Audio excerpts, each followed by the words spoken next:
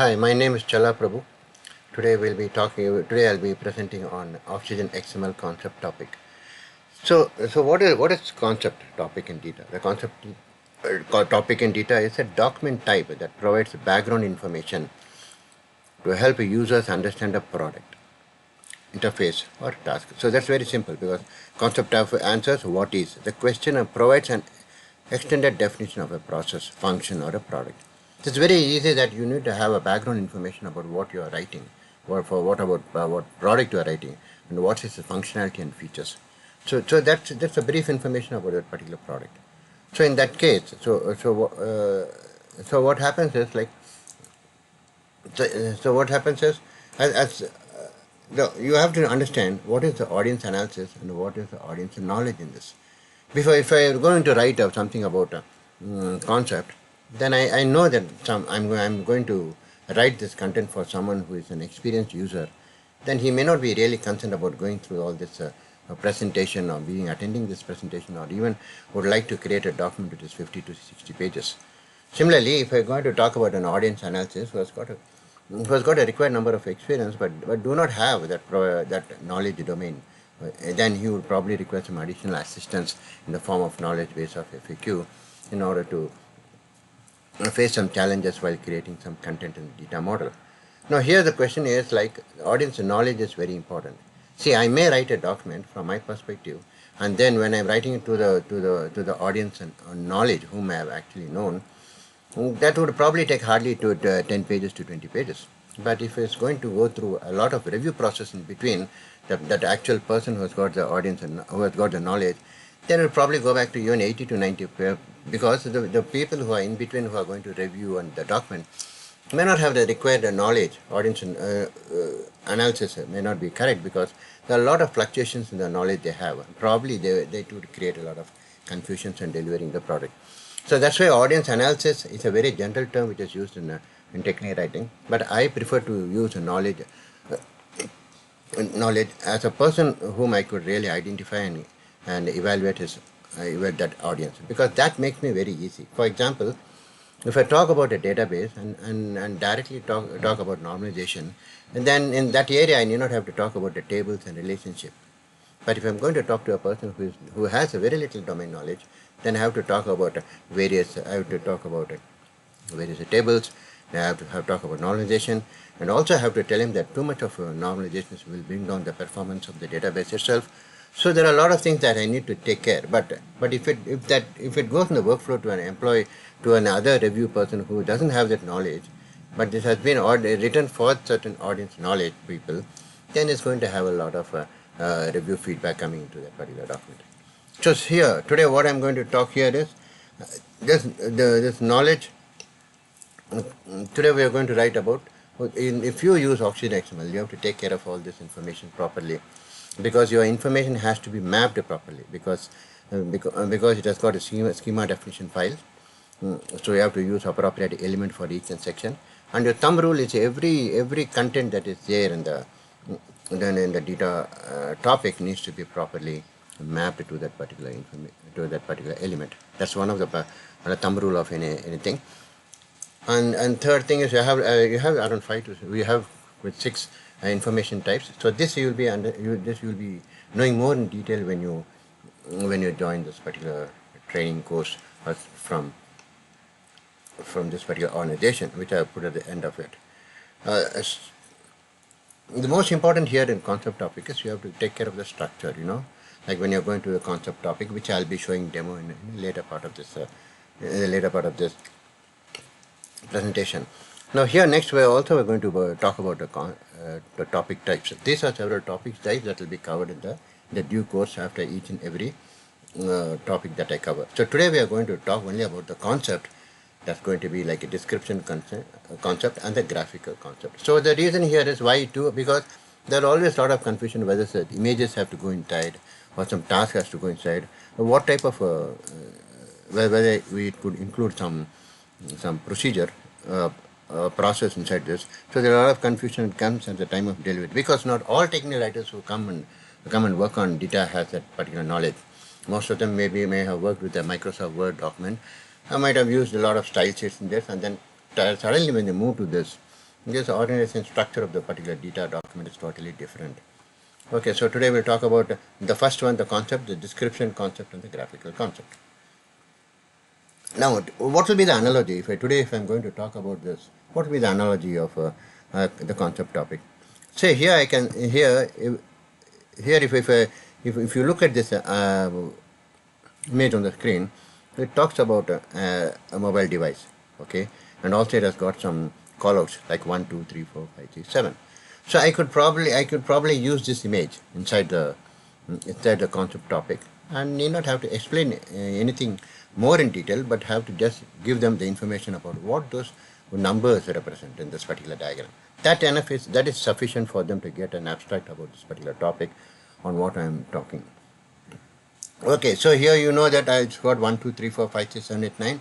So you can probably describe what those numbers represent in the diagram in the concept topic. And so it will be represented this way. So if you say 1, 2, 3, then you have to put it as, you know what is the explanation that's given in this particular diagram for 1, 2, 3, and 4. So you have to probably, it will make it very easier. But this can go into concept topic, okay. And then this analogy that I am going to talk about today in this particular concept topic, because it's going to be for an experienced user, right?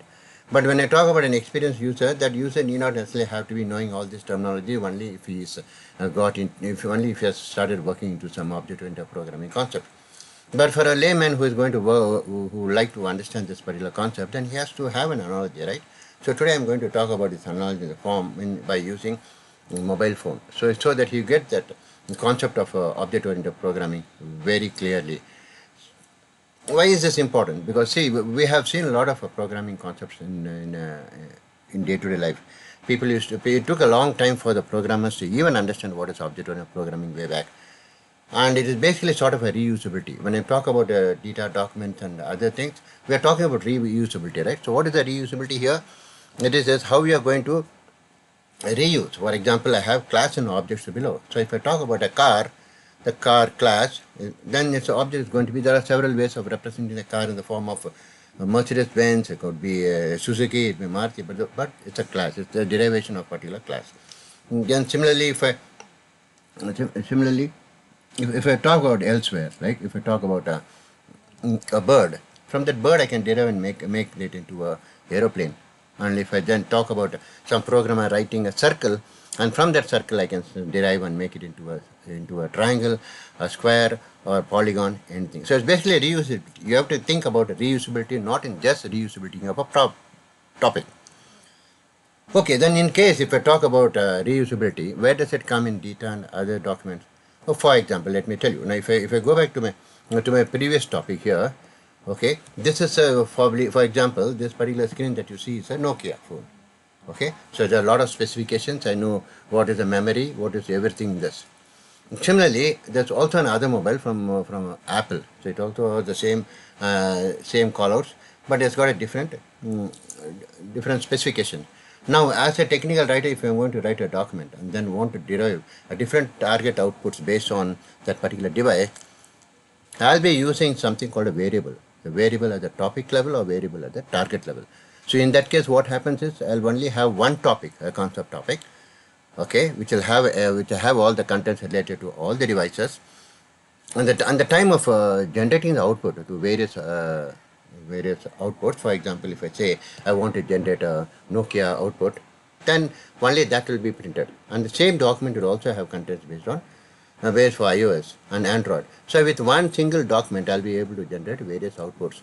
But all the specifications will differ inside that single document, and will be, and a sort of a conditional formatting will be applied on this content. So that's the analogy I want to bring it today here. Okay, which means that with one single page of content that has all the data represented in that with the various mobile devices and specification, I would be generating a target output based on the variables that I choose for each and every device. So this is quite a little bit of complex, but it's the best way of representing. Otherwise, what will happen is you will be creating 5 documents for the same specification. For same specification, you also have the title with the different title of that particular mobile different. So everything will be different. There won't be any reusability at all. But here you'll have only one document with several specifications mentioned in that, and you'll generate the output based on the variable, that's a target variable. You can have variables inside the document, and also you can have variables at the target level. That is at the time when you are wanting to publish or want to generate an output. Now let me go here. Now talk about this. This is the one which I was talking here. So this I'll be talking. Why? Because see, each one is having having a device in their hand, but you can have this objects of a programming in that with them. So they should be in a position to know what is object-oriented programming because they have the device with them. Okay, so I'll give you an example. Like what is it? So let me take the first one. First one I take here is abstraction. I'm going to document this in the data concept topic, but I would like to tell you what I'm going to write for this. This abstraction is nothing in the mobile. This abstraction in object programming, if I'm going to compare it with an analogy of mobile phone, is basically like when I dial the number of any person from my mobile device, I do not know how it goes, how it gets connected, how it reaches that particular person, but then that person, but it goes and rings, right?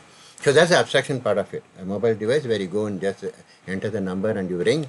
When you dial that number, you don't know what happens, and it goes to the end user. Similarly, when you are talking about it, the encapsulation here, okay, the same mobile device, if you think of as a Bluetooth enabled device, and you get connected to another Bluetooth device application or mobile application, what is getting encapsulated is the contact information of your mobile device and the contact information of the person who got connected to that Bluetooth enabled device. So that is encapsulated. So you get connected, but the information is encapsulated here. But then if you talk about polymorphism, in polymorphism as a programmer, that there's one function, it creates, behaves differently more than once. So what is polymorphism here? In a mobile device, if you just go and want to take any picture, okay, the functionality is the same. You can either take a screenshot, or you can take a video, or you can do anything from that one single functionality that you are trying to operate. So polymorphism can give more than one functionality. What is the inheritance then? So today you're handling Android device, okay? But then if you are going to use an Android device from Nokia 10.0, the Nokia 1.0 had already come 3 years back, right? So so today the mobile that you are having is an inheritance of the first mobile that came in the market way back around 3-4 years back. So that is the inheritance. So if I say I am the inheritance, then I'm inherited from my father, then my father has inherited from his grandfather. So if you see, it comes in a way of inheritance.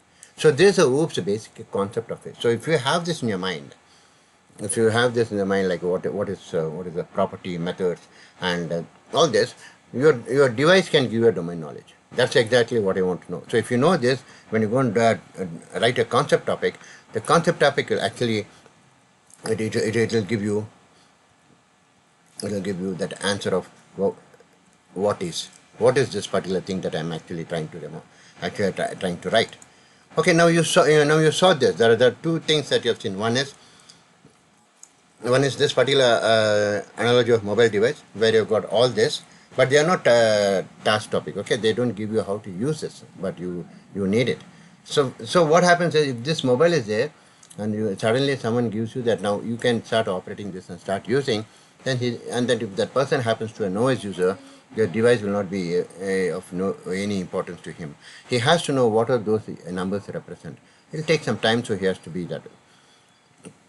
And also there are certain questions that the end user will ask the mentor after this program. So what do I expect from this session?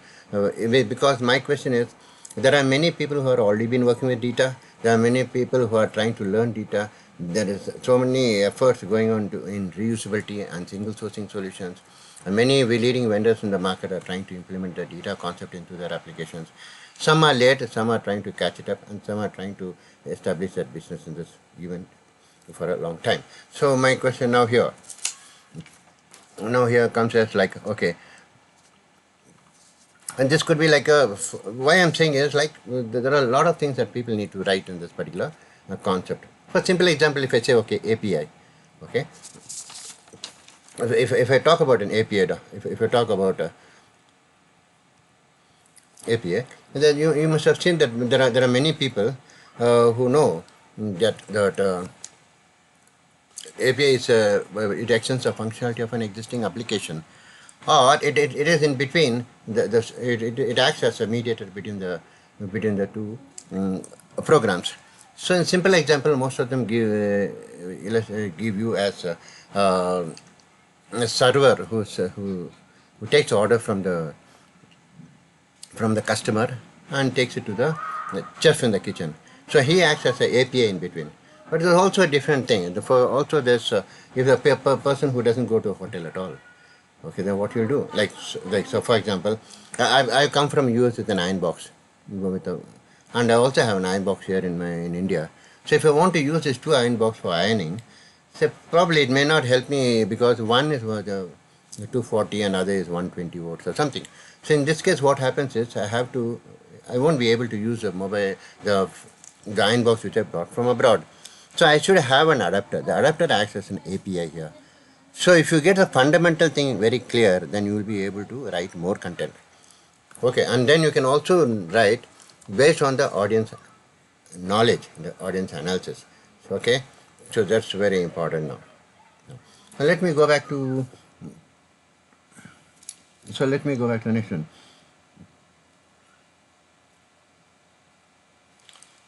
Okay, so this is very clear. So now I'm going to go to the Oxygen XML.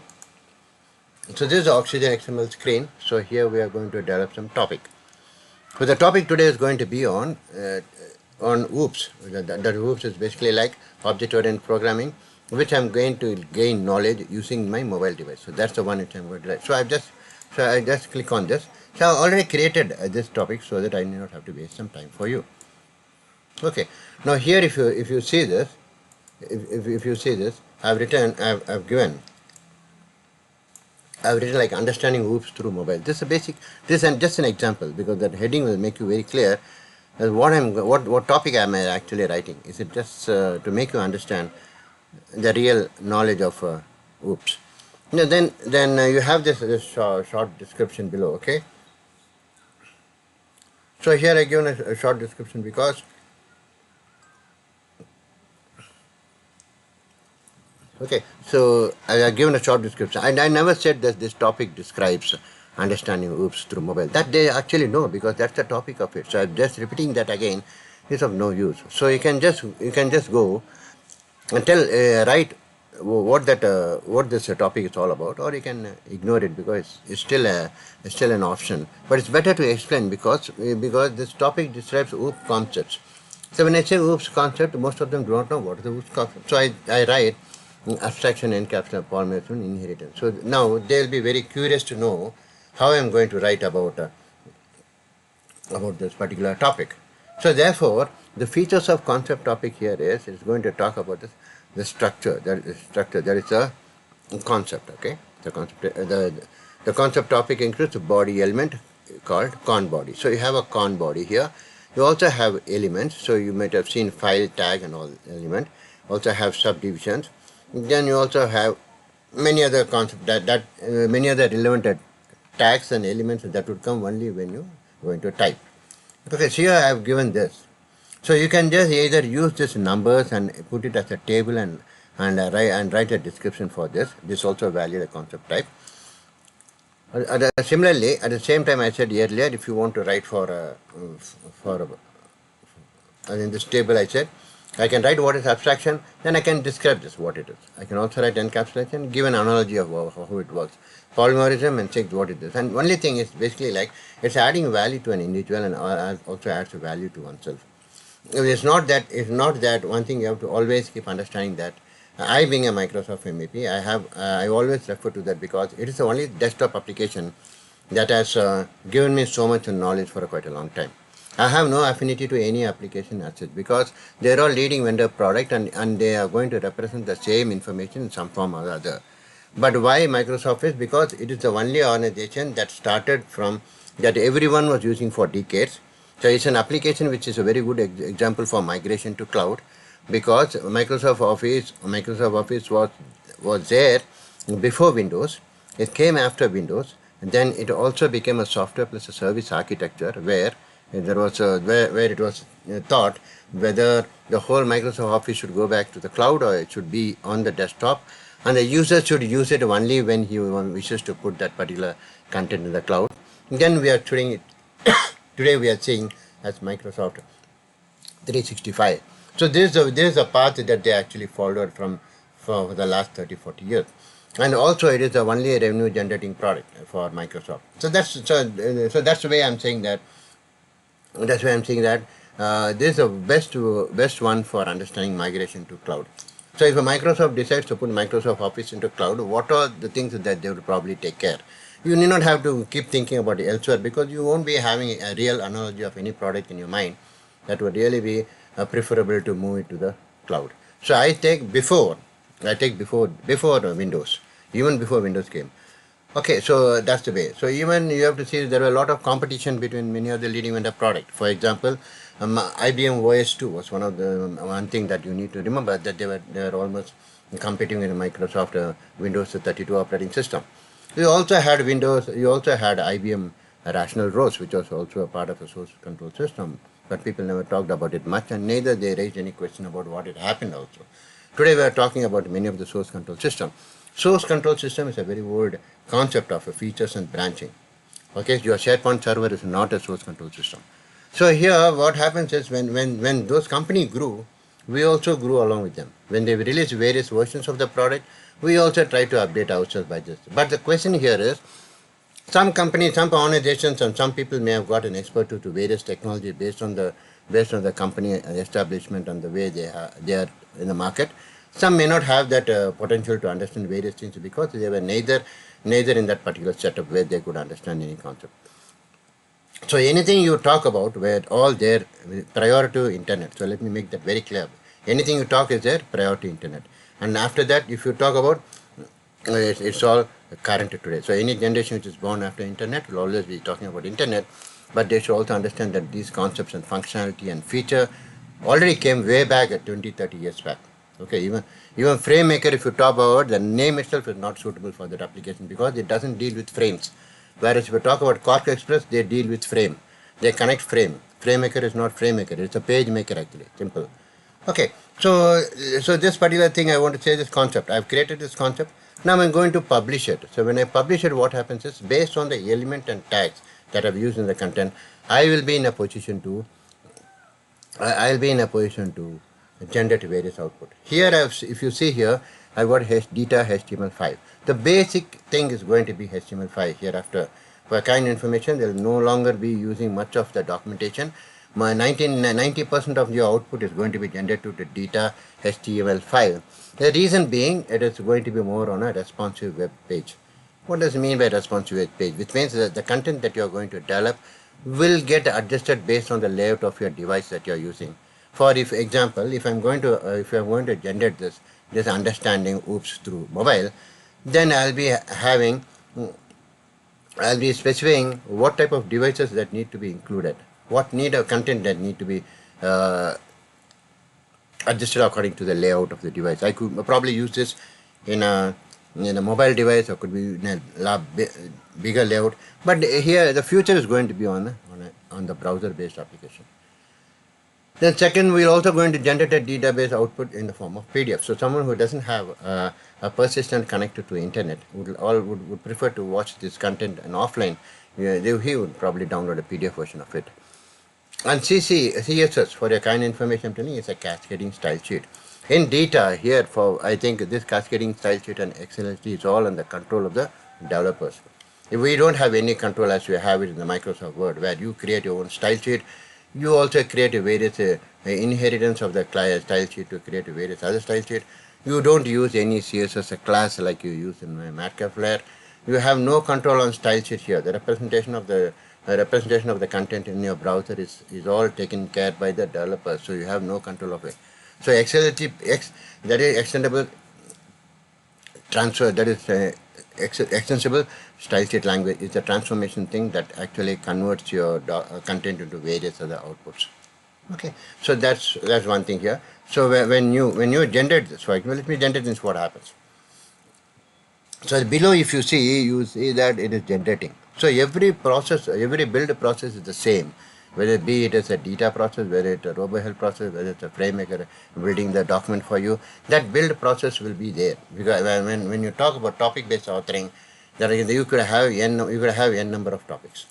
Okay, you can have n number of topics. So when you have various table of contents with different types of topics coming into it, there is going to be a lot of reusability within the various topics. So the build is going to be done accordingly, and it's also going to take care of what information need to be, information should go for that device, what needs to be retained. Which means that if I'm going to say click in the PDF form, then the XML form is going to be tapped. Okay, so that I'm going to take care, because I'm going to apply some condition on that particular content. So these are for concept based topic. So concept in the topic is here, like I gave this because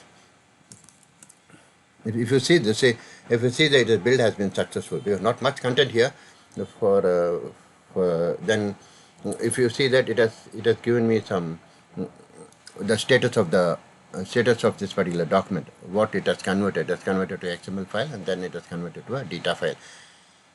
Okay, so here if you come here, I said like an example I put here. So okay, so you can use this for all this caution. You can use this data. So this element will be taught to you when you actually join the training course and then get enrolled to it, and you will be getting more knowledge about it. This presentation is only to tell you is what is it, how will you, if you use Oxygen XML and want to create a concept topic, how will you use it, what is the purpose of it, why there are so many people going behind the topic based authoring using XML, because you should know. Okay, and second thing is, if you look at this image, this file is going to be very small. It's very true, because these images are placed based on a reference, so which means that it only takes a absolute path reference to the exact location where the image is placed. So if you just go and go and change any of the images with this image name, this image will automatically change to that image, because it has only where it points to some location in your device, in your desktop application. So they are all references, they are not embedded, and neither they are all inline graphics. They are all just there with some information from the destination folder. So the size of these XML files are also very less. So when you generate it, you have to see that the references are correct. And then there are also you have some menus, some analytics and summary that you could run in this application to find out whether you have any broken links, whether you can fix the links and all the stuff, because you actually need, because if you have a reference to either external application and that reference has changed, then probably you have to go and fix it. So always check the references of your images and any other links, cross references and all that before you generate the output. Otherwise, it'll be you have to come back to your application, open the document, and then fix it and then regenerate it again, which will not be a best practice for developing that. Okay, so this is what is actually my presentation on. This is my presentation on this. So here here what happens on the top. The top, if you see, you have concept, you have got short description, and you also have something called prologue. Okay, there's one more thing which comes called prologue. The prologue is it's a metadata. So I think if I'm not correct, the metadata is no longer used in search engine today. So that's what I think. So I think since it's an option, you can either give that or not. So what does that metadata information is? The metadata information, as usual, that you see in properties in the Microsoft Word, the name of the author, when was that particular document created, and all the stuff, right? So you need not have to worry about all that. So, but it is but only I want to say the position is it is placed at the beginning of the data topic. So it's basically the same thing. So every concept topic, it contains a standard topic elements. Standard topic, that means like it has got a title on the top, it has got a short description, or probably an abstract you could also call. It's called a prologue, a body, as a con body is there, and a related links. The related links are something that which probably comes at the bottom of it. So that's very clear. Most of the people who worked with RoboHelp before would be very would be aware that the related links used to come below. Okay, related links is the some related topic that you may be probably be interested in knowing more about the particular topic, or we will probably give you some related topic enforcing you to know more about this particular topic. In either case, if you see, it is going to go to a different topic, or it may go to an external link outside the to the web server. So these are very important. So the concept is basically the thing. Most important thing is the callouts. So it's always better to know that you can use this particular callouts and describe it as tables below, so that it actually correlates with the particular image that you are trying to put in. Okay, so much of the information will be shared to you during the presentation, but this is only a small story about what it is using Oxygen XML, because as I think as more iterations are coming, we should also be aware of it, like what is a new thing that is getting added. So if you see in this table, you see that it's a standard table, right? It's because it has got a table title on the top, and you've got some other entries inside it. What is very important here is you should know the hierarchy, which is the parent element, which is the child element, and how they are getting grouped. And you know all the HTML of how TR works. So similarly is the same here. You can also go and see about how it is in the. You can also go and see here how it is then in the grid in the code view. So this also, if you are very familiar with the HTML authoring, and if you are more comfortable with that, then you can also have this. And this grid view actually gives you the hierarchical structure of the element that you have placed within your document.